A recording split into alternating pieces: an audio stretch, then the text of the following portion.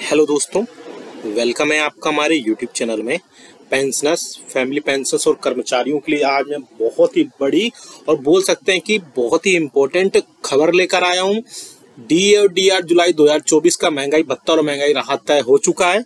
लगभग आपको मैं बताने वाला हूं कितने प्रतिशत महंगाई भत्ता और महंगाई राहत आपको जुलाई 2024 में मिलेगा। साथ ही साथ 18 मंथ्स का डीए का जो एरियर्स है उसकी खबर अब टीवी पर आ चुकी है। जी हाँ दोस्तों, 18 मंथ्स के डीए और डीआर की खबर अब टीवी पर चलाई जा रही है।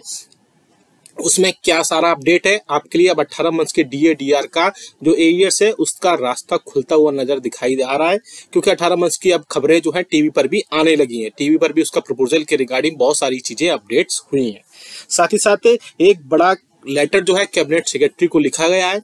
उसमें क्या क्या कर्मचारियों की डिमांड्स हैं और क्या क्या पूरी होनी चाहिए या क्या क्या चीजों में अपडेट्स आए वो भी हम बताने वाला है। साथ ही साथ पेंशन एनोमलीज को लेकर के बहुत, यानी पेंशन में जो अनियमितताएं या पेंशनरी बेनिफिट्स को लेकर के बहुत सारी खबरें हैं वो भी हम इस वीडियो में देने वाले हैं। ये वीडियो थोड़ा लॉन्ग हो सकता है लेकिन आपके लिए बहुत ही इंपॉर्टेंट ये वीडियो होने वाला है, इसलिए इस वीडियो को पूरा लास्ट तक देखिएगा। और अगर आप चैनल पर पहली बार आए तो आपसे अपील करना चाहूंगा कि चैनल को फ्री में सब्सक्राइब जरूर कर सकते हैं, सब्सक्राइब के ब्लैक बटन को प्रेस करके। साथ ही साथ आपके पास हमारे वीडियोस की लेटेस्ट इन्फॉर्मेशन या लेटेस्ट खबरें आप तक जल्दी से जल्दी पहुंचे, उसके लिए आप घंटे के निशान को जरूर प्रेस करिएगा, तभी आपके पास हमारी वीडियोस की लेटेस्ट इन्फॉर्मेशन आ पाएगी और आप हमारी वीडियोस को इसी तरीके से आगे भी वॉच कर पाएंगे। आपको जल्दी से एक इन्फॉर्मेशन दे दें, आप हमारे चैनल पर पेंशनर्स, फैमिली पेंशनर्स और कर्मचारियों के पेंशनरी बेनिफिट से रिलेटेड हम नोटिफिकेशन, सर्कुलर्स और अपडेशन देते हैं। और आपको किसी भी टाइप से कोई समस्या है आपकी पेंशनरी बेनिफिट को लेकर के, तो आप हमें कमेंट बॉक्स में कमेंट करिएगा। हम वहां पर नेक्स्ट वीडियो में उसको लेकर के आपकी जो भी कमेंट्स होंगे, जो भी समस्याएं होंगी, उसको दूर करने की कोशिश करेंगे। चलिए जल्दी से लेकर चलते हैं पहली बड़ी खबर पर। जी हाँ दोस्तों, डी और डीआर जुलाई 2024 में all India consumer price index के जो मई मंथ का डेटा था वो फाइनली अब पब्लिश हो चुका है। मिनिस्ट्री ऑफ लेबर की वेबसाइट पर भी आ चुका है, जिसमें आप देख सकते हैं 0.5 अंक की बढ़ोतरी के साथ में मई मंथ का जो डेटा है आप सामने देख पा रहे होंगे, वो बढ़ोतरी होने के बाद आपका डीए और डीआर 52.91% हो चुका है। लेकिन हम अगर एक्सपेक्टेड बात करें, जून मंथ का जो है all India consumer price index का डेटा वो जुलाई मंथ की लास्ट वर्किंग डे को पब्लिश होगा, लेकिन हम एक्सपेक्टेड मानते हैं अगर उसमें बिल्कुल भी बढ़ोतरी नहीं होती है तब भी आपका 53% डीए और डीआर होने वाला है। यानी कि 53% आपका बहुत ज्यादा चांसेस है। चांसेस क्या फिक्स ही है कि 53% महंगाई भत्ता और महंगाई राहत मिलेगा। यानी अब आपको 3% की बढ़ोतरी जुलाई 2023 से जुलाई 2024 से देखने को मिलेगी। हालांकि इसमें बहुत ज्यादा चेंजेस नहीं हो सकते हैं, क्योंकि एक ही मंथ की जो रिपोर्ट्स आनी बाकी है, एक मंथ की रिपोर्ट्स लास्ट वर्किंग डे को आ जाएगी। उसके बाद में अब आपको जो है 53% महंगाई भत्ता और महंगाई राहत आपके खातों में आएगा। अब बात करते हैं बड़ी खबर की। जी हाँ दोस्तों, दूसरी जो बड़ी खबर आ रही है वो 18 मंथ्स के डीए और डीआर के एरियर्स को लेकर के आ रही है। टीवी पर जो है मैं बताऊंगा किस चैनल पर ये खबर आ रही है, साथ ही साथ क्या बड़ी अपडेट थी आप सामने स्क्रीन पर देख सकते हैं। न्यूज नेशन डिजिटल की तरफ से ये खबर आ रही है टीवी पर। केंद्रीय कर्मचारियों को मिली बड़ी खुशखबरी। जी हाँ दोस्तों, क्या खुशखबरी है वो भी हम जानेंगे इसमें, कि 18 मंथ्स का जो डीए और डीआर का एरियर्स था वो जो रोका गया था उस पर अब मुहर लग सकती है। वहां पर न्यूज में आ रहा है कि 18 महीने का डीए एरियर का आप जो एरियर है वो आपको मिलेगा जल्द से जल्द। साथ ही साथ ऐसे पेंशनर्स और फैमिली पेंशनर जिनको 18 मंथ्स का डीए एरियर कोरोना में नहीं मिला था, 18 मंथ्स का डीए का एरियर उनके खातों में पहुंच सकता है। पहले जो कर्मचारियों और पेंशनर्स जो है 18 मंथ्स के डीए और डीआर की खबरें पहले ऐसे आती रही थी, लेकिन पेंशनर्स बोलते थे टीवी पर ऐसी खबरें क्यों नहीं आती हैं। तो आप देख सकते हैं सामने अब टीवी पर भी ये ऐसी खबरें आ रही हैं। अब 1 करोड़ केंद्रीय कर्मचारियों को डीए और डीआर का जो एरियर्स है वो उनके खातों में जल्द से जल्द पहुंच सकता है। हालांकि मैं पहले भी कह चुका था कि 18 मंथ्स के डीए और डीआर का एरियर्स जो है गवर्नमेंट अपने लेवल पर बिल्कुल क्लियर कर चुकी थी कि उनको 18 मंथ्स का डीए और डीआर का एरियर्स नहीं दिया जाएगा।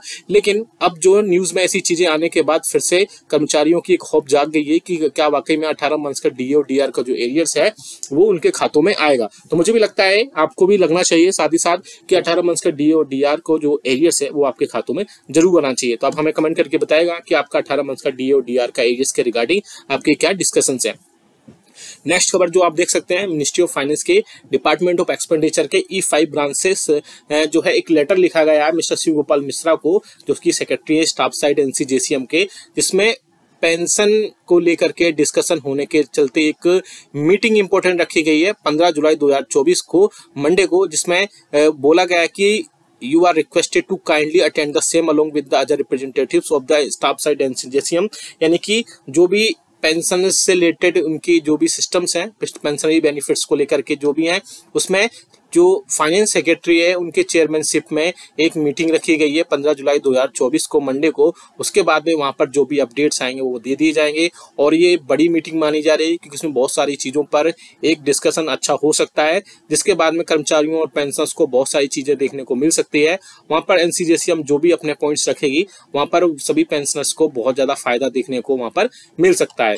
नेक्स्ट खबर आ रही है, आप देख सकते हैं confederation of central government employees and worker की तरफ से कैबिनेट सेक्रेटरी को जो है कैबिनेट सेक्रेटरीट के वहां पर उनको एक लेटर लिखा गया है जिसमें उनकी कई सारे चार्टर ऑफ डिमांड्स सौंपी गई हैं, जहां पर उनको बोला गया है कि confederation of central government employees and workers है वो वहां पर कई सारे चार्टर डिमांड्स सौंप रहा है, जिसमें से कौन कौन सी चीजें वहां पर पूरी होनी चाहिए। आप देख सकते हैं कौन कौन सी वो डिमांड्स हैं, जिसमें साथ ही साथ उन डिमांड्स में कॉपी टू में फाइनेंस सेक्रेटरी जो कि मिनिस्ट्री ऑफ फाइनेंस के है उनको कॉपी किया गया है, यानी उनको भी एड्रेस किया गया है कि वो सारी चीजें वहां तक पहुंचे। तो आप देख सकते हैं चार्टर ऑफ डिमांड्स में कौन कौन सी डिमांड्स वहां पर रखी गई हैं। पहली डिमांड जो रखी गई है immediate constitute at the central पे कमीशन, जो कि बहुत ही अच्छी है। अगर 8वें वेतन आयोग जल्द से जल्द आता है यानी कि 2026 से लगता है तो ऐसे में पेंशनर्स को बहुत ज्यादा राहत मिलेगी और उनकी पेंशन में काफी हद तक बढ़ोतरी हो जाएगी। अभी आपकी मिनिमम पेंशन 9,000 रुपए है, लेकिन उसमें बढ़ोतरी होने के बाद काफी हद तक बढ़ोतरी उसमें हो जाएगी। उसमें डिपेंड करेगा क्या फिटमेंट फैक्टर है, किस फिटमेंट फैक्टर पर 8वें वेतन आयोग को इम्प्लीमेंट किया जाता है, क्योंकि 7th पे कमीशन में 2.57 बेसिस पर किया गया था, 8th पे कमीशन उसके बाद ही सारी चीजें वहां पर अपडेट की गई थी और उसी के बेसिस पर आपका फिर जो है पेंशन जो है 9,000 रुपए तय की गई थी। लेकिन 8वें वेतन आयोग में जो फिटमेंट फैक्टर होगा वही सबसे इंपॉर्टेंट या बोल सकते हैं कि क्रूशियल रोल प्ले करेगा आपकी पेंशन साथ ही साथ कर्मचारियों की जो है बेसिक सैलरी को बढ़ाने में। नेक्स्ट जो आ रही है आप देख सकते हैं scrap NPS restore OPS for all employees. ये एम्प्लॉइज की बहुत पहले से डिमांड रही है कि सरकार NPS को स्क्रैप करके फिर से ओल्ड पेंशन स्कीम को लेकर के आए। साथ ही साथ जो 1 जनवरी 2004 से जो कर्मचारियों भर्ती हुए हैं या रिक्रूटमेंट हुआ है उन सभी को फिर से ओल्ड पेंशन स्कीम को रिस्टोर किया जाना चाहिए और NPS को वहां का हटा करके फिर से ओल्ड पेंशन स्कीम को वहां पर लाना जाना चाहिए। आप इस बारे में क्या सोचते हैं हमें कमेंट करके जरूर बताएगा। जैसे कि मैं 18 मंथ्स के DA और DR की बात की थी कि जो कि कोविड-19 के टाइम पे 18 मंथ्स के DA और DR को फ्रीज किया गया था, उसको वहां पर देने की फिर से बात की जा रही है। अब पॉइंट नंबर 3 में देख सकते हैं टू रिलीज 18 मंथ्स DA और DR arrears which was frozen during the covid pandemic to employees and pensioners, restoration of commitment part of pension after 12 years instead of 15 years at present। इसमें बड़ी बात की जा रही है कि 18 मंथ्स के DA DR का जो एरियर्स है जो कि कोविड-19 के टाइम पे फ्रोज किया गया था, पेंडेमिक के टाइम पे एम्प्लॉइज और पेंशनर्स को फिर से वहां पर दिया जाना चाहिए।